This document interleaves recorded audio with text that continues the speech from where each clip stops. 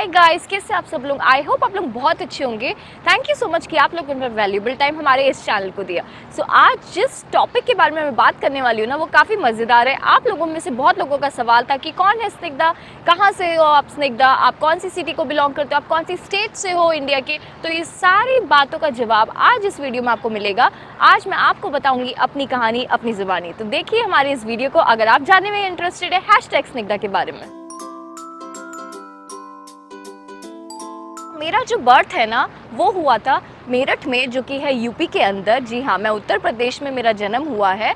और जो मेरे पेरेंट्स हैं, मेरे मम्मी पापा दोनों, वो कुमाऊनी ब्राह्मण हैं और वो दोनों ही पहाड़ी हैं, यानी कि उत्तराखंड को बिलोंग करते हैं। तो जो मेरी मम्मी है वो पिथौरागढ़ में ही बॉर्न एंड ब्रॉटअप हुई है। पिथौरागढ़ का जो एक्चुअल शहर है वहाँ पे बॉर्न एंड ब्रॉटअप हुई है। और मेरे जो फादर है, तो मेरे दादाजी जो थे वो रिलोकेट हो गए थे उत्तराखंड से यूपी की तरफ। तो मेरे पापा का जो जन्म हुआ है वो भी मेरठ में हुआ है और वो बॉर्न एंड ब्रॉटअप भी मेरठ में हुए हैं। और इसी वजह से मेरा जन्म भी मेरठ में हुआ था। बट मेरठ में जन्म के 40 दिन के बाद मेरे पेरेंट्स रिलोकेट हो गए थे उत्तराखंड की तरफ, पिथौरागढ़ में। एंड पिथौरागढ़ में कुछ साल, यानी कि आई थिंक 1 से 1.5 साल, जैसा मैंने अपने पेरेंट्स से सुना है, वो लोग वहाँ रहे। एंड उसके बाद जब मैं 1.5 साल की थी, तो उसके बाद हम लोग आगे हल्द्वानी। जी हाँ, सौरभ जोशी अगर आप ब्लॉग्स देते हैं तो वो भी हल्द्वानी में, और हल्द्वानी से काफ़ी फेमस लोग हैं। हल्द्वानी एक बहुत प्यारी जगह है। हल्द्वानी द्वार है कुमाऊं रीजन का, और मैं वहीं को बिलोंग करती हूँ। वहाँ पे जब मैं 1.5 साल की थी वहाँ रही, और वहीं पे मेरी सारी स्कूलिंग, सारी एजुकेशन, सब कुछ हुआ। बहुत ही मेमोरेबल प्लेस है मेरे लिए हल्द्वानी, और मुझे बहुत प्यारी लगती है। जब मैं 8 साल की थी ना, 8 साल तक मैं एक्चुअली सिंगल डॉटर थी अपने पेरेंट्स के लिए। एंड 8 साल की जब मैं थी, तो मेरे भाई का जन्म हुआ था। एंड वो बहुत छोटा सा था, मुझे आज भी याद है। मेरा भाई अभी एक्चुअली जो है मास्टर्स करे कनाडा से। अगर आप लोग हमें फॉलो करते तो आपने हमारे व्लॉग्स एंड वीडियोस में देखा ज़रूर होगा कि उसके साथ भी हमने एक वीडियो बनाया था कि कनाडा में कैसे पढ़ाई की जाए, या स्टूडेंट्स को क्या क्या डिफ़िकल्टी होती है उसके बारे में। तो हल्द्वानी में पूरा मेरा स्कूलिंग हुई है। मैंने अपनी पूरी 10th तक की schooling Jim Corbett school Haldwani से की है। एंड उसके बाद जो मेरा 11th-12th हुआ था वो बेरशिवा सीनियर सेकेंडरी स्कूल हल्द्वानी से हुआ था।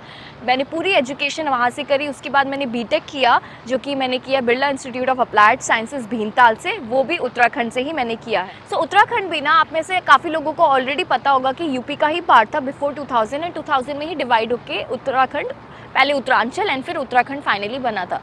तो जब मैं स्कूल टाइम में ना काफ़ी स्टूडियस टाइप की लड़की थी। मैं बहुत पढ़ाई करती थी एंड काफ़ी अच्छे से अच्छे मार्क्स मेरे आते थे। एंड सिर्फ मैं पढ़ाई में ही नहीं, बल्कि काफ़ी ज़्यादा करिकुलर एक्टिविटीज़ में भी बहुत अच्छी थी। व्हेन आई से करिकुलर, मैं basically speech, debate, poem recitation, elocution, ये सब में काफ़ी अच्छी थी। मैं हमेशा पार्टिसिपेट करती थी इन सब चीज़ों में, और हमेशा रैंक होल्ड करती थी। Like first second rank minimum, मैं हमेशा रैंक होल्ड करती थी। और यही शायद रीज़न है कि आज मैं यूट्यूब चैनल ही नहीं, किसी भी पब्लिक फोरम में बहुत कॉन्फिडेंटली बोल पाती हूँ, क्योंकि बचपन से ही मेरा बेस जो था ना, ये सब चीज़ों में पार्टिसिपेट करके काफ़ी स्ट्रांग बन गया था। So it's very important. मतलब कई बार पेरेंट्स सोचते हैं ना कि बच्चे सिर्फ पढ़ाई करें, बट नहीं, अदर देन पढ़ाई these things are also really important कि आपके बच्चे करिकुलर एक्टिविटीज़ में पार्टिसिपेट करें, whether it is sports, dance, music, या फिर सिंगिंग, या कुछ भी, स्पीच, प्लेज, ये सब में पार्टिसिपेट करें। इट्स रियली वेरी इंपॉर्टेंट, क्योंकि यही सब जो चीज़ें होती है ना, फाउंडेशन, बेस बनाती है एक बच्चे का, जो कि आगे चल के बहुत ज़्यादा यूज़फुल होता है। तो मुझे ना अभी भी याद है, मेरी जो फर्स्ट स्टेज परफॉर्मेंस थी ना, वो तब थी जब मैं एलकेजी क्लास में थी। एंड मैंने पोएम रिसाइट करी थी स्टेज में, माइक में, इन फ्रंट ऑफ 500 स्टूडेंट्स। और मैं बहुत छोटी थी तब, शायद मैं 3 साल की होंगी तब से। और तब से मुझे बहुत ज़्यादा प्यार है स्टेज से। मुझे स्टेज में परफॉर्म करना बहुत ज़्यादा अच्छा लगता है। मैं बचपन से बहुत ज़्यादा पार्टिसिपेट करती थी डिबेट्स में, एलोक्यूशंस में, स्पीचेज़ में, मतलब बहुत ज़्यादा। मुझे आज भी याद है, मेरी जो फर्स्ट स्पीच थी वो when I was in class 2nd तब थी। और 2nd क्लास में एक स्पोर्ट्स डे करके एक टॉपिक था, जिसमें मैंने 5 मिनट्स की स्पीच बोली थी, पूरी याद करके, in front of mic, in front of 500 to 600 students, और मतलब बिना हिचकिचाए, बिना हेजिटेशन के, इन इंग्लिश। तो यही रीज़न था कि मेरा ना बेस काफ़ी स्ट्रॉन्ग बना। तो जब मैंने यूट्यूब चैनल खोला ना, तो मुझे उतना ज़्यादा ट्रबल नहीं हो। तो मैं पढ़ने में तो बहुत अच्छी थी बचपन से। Like I had scored really good percentage in both 10th and 12th। But 12th के बाद इंजीनियरिंग करने का मेरा एक्चुअली में कोई मूड नहीं था। मैं मैथ्स कॉम करना चाहती थी, बिकॉज मुझे, क्योंकि बहुत अच्छा लगता है लोगों के सामने बोलना, स्टेज परफॉर्मेंसेस देना, एंड ऐसे पब्लिक फोरम्स में बोलना मुझे बहुत अच्छा लगता है। तो मैं मैथ्स कॉम करके एक्चुअली न्यूज़ एंकर और ये सब न्यूज़ रीडर ये सब फील्ड में जाना चाहती थी, या फिर टीवी एंकर, टीवी शोज़ को कि एंकरिंग करना, होस्ट करना, ये सब मुझे बहुत अच्छा लगता था और बहुत अट्रैक्ट करता था, तो ना मैं इसी फील्ड में जाना चाहती थी।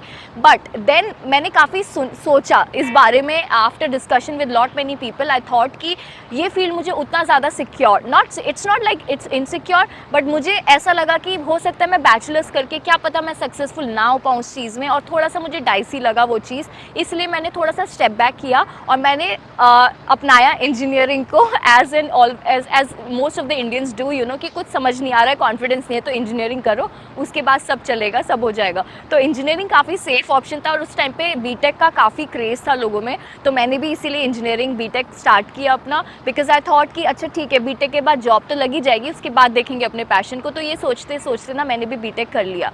बीटेक मैंने पास आउट किया था 2014 में, एंड बीटेक में करने के बाद 4th ईयर में ही मेरी कैंपस प्लेसमेंट के थ्रू जॉब लगी थी एक एमएनसी में, तो मैंने इंडिया में जॉब करी। I started my job with Cognizant, उसके बाद स्विच किए एंड मैंने बहुत सारी प्लेसेस में इंडिया में जॉब करी, नॉट बहुत सारी एक्चुअली। मैंने स्टार्ट किया था हैदराबाद से, हैदराबाद के बाद कोलकाता एंड देन बेंगलोर, एंड मैंने काफ़ी अच्छा टाइम स्पेंड किया इन सारी तीनों सिटीज़ में। तो रोहित और मैं कहाँ मिले थे, एक्चुअली हम दोनों ने एक ही कॉलेज से पढ़ाई करी है।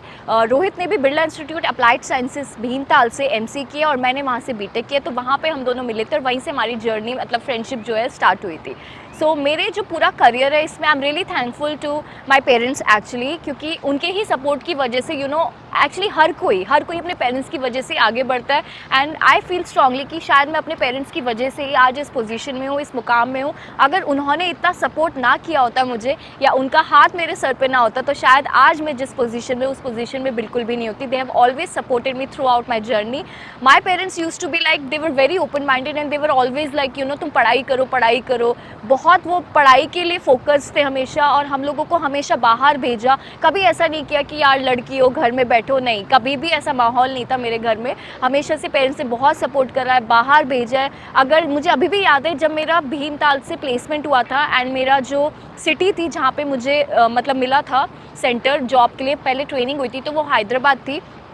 तो like, you no, my parents were like, उनको सेकंड थॉट भी नहीं आया कि अरे अपनी बच्ची को बाहर भेज रहे हैदराबाद से। And to be very frank, जब तक मैं बीटेक में थी ना, तो मतलब मैंने बाहर की दुनिया उतना देखी नहीं थी, क्योंकि हल्द्वानी एक बहुत छोटा सा स्मॉल टाउन है, and you know there are big cities like Delhi, Bangalore, Hyderabad. तो मैं वो सब चकाचौंध, वो सब सिटीज़ मैंने नहीं देखी थी उतना, एंड मैं बहुत ज़्यादा सिंपल, यू नो, उस टाइप की गर्ल थी जो एक छोटे से शहर से थी। तो मेरे पेरेंट्स को थोड़ा सा डर ज़रूर था कि कैसे बच्ची जाएगी, बट बिल्कुल भी सेकंड थॉट नहीं था कि हमें भेजना चाहिए, नहीं भेजना चाहिए। और आज उसी विश्वास की वजह से ना, शायद उनके ही आशीर्वाद की वजह से आज मेरा करियर इतना सक्सेसफुल है। Touch wood to them, thank you so much to them. मैंने अराउंड 5.5 ईयर्स एक्चुअली इंडिया में जॉब करी। इट्स वेरी इंपॉर्टेंट, मुझे ऐसा फील होता है कि लड़कियां ना मतलब अपनी शादी से पहले बेसिकली काफ़ी अच्छे से सक्सेसफुल हो, अपने पैरों पे खड़े। एंड पैरों पे खड़ा होने के मतलब सिर्फ पढ़ाई पूरी करना नहीं, बल्कि अपने फाइनेंसेस इंडिपेंडेंटली अपने संभालें, आप अच्छी खासी जॉब में हो, अच्छी खासी पोजीशन में हो, ताकि शादी के बाद आपको किसी की परमिशन भी ना लेनी पड़े जॉब को कंटिन्यू करने के लिए, जॉब को स्टार्ट करने के लिए।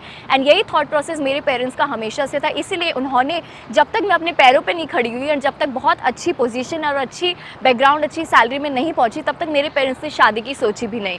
आप लोगों ने प्रियंका चोपड़ा का, आई डोंट नो, एक फेमस रील या एक फेमस शॉर्ट्स है जो काफ़ी ट्रेंड होता है यूट्यूब एंड सोशल मीडिया में, वेयर शी सेज कि इट डजेंट मैटर कि आपके फादर कौन है, इट डजेंट मैटर आपके भाई कौन है, इट डजेंट मैटर आपका हस्बैंड कौन है, कितना कमाते हैं, या even if they are millionaire, ये सबसे कुछ भी फ़र्क नहीं पड़ता, क्योंकि आप खुद सक्षम होने चाहिए अपनी ब्रेड और अपनी बटर कमाने के लिए। आप किसी पे भी डिपेंडेंट ना हो, चाहे वो आपके हस्बैंड हो, चाहे आपके फादर हो। तो ये बहुत इंपॉर्टेंट कोट है जो मैंने अपनी लाइफ में हमेशा से फॉलो किया है। तो फाइनली जब मैंने इंडिया में अपने करियर बहुत अच्छे से ग्रो कर लिया था, मैं लिटरली अपने पैरों में खड़ी थी, आई वॉज अर्निंग वेल, तब बारी आई थी मेरी शादी की, जब मेरे पेरेंट्स ने डिसाइड किया कि अब मेरी शादी होनी चाहिए। येस, एंड 2019 में रोहित से मेरी शादी हुई, एंड उसके बाद मैं यूएस रिलोकेट हो गई। यूएस रिलोकेट होने के बाद मैंने यूएस में ही जॉब स्टार्ट करी। एंड उस टाइम पे ना मेरे माइंड में इतना थॉट प्रोसेस था नहीं कि मैं यूट्यूब चैनल चलाऊं। फ्रैंकली मुझे था क्रेज़ कि कुछ तो करना है, लाइक, यू नो, व्लॉग्स, मतलब मुझे पता भी नहीं था तब कि व्लॉग करके कुछ होता है, बट मुझे ये था कि शायद इंस्टाग्राम ये सब करके कुछ करना है। तो I tried a lot, you know, Instagram, मैंने काफ़ी सारे पेजेस बनाए थे इंस्टाग्राम में, और मुझे पता नहीं था, ना कोई गाइडेंस था कि कैसे चले कैसे नहीं चले, तो मैं थोड़ा बहुत ट्राई करती थी, बट फ्रैंकली स्पीकिंग उसमें 200 फॉलोअर्स से ज़्यादा कभी कुछ भी नहीं मिला।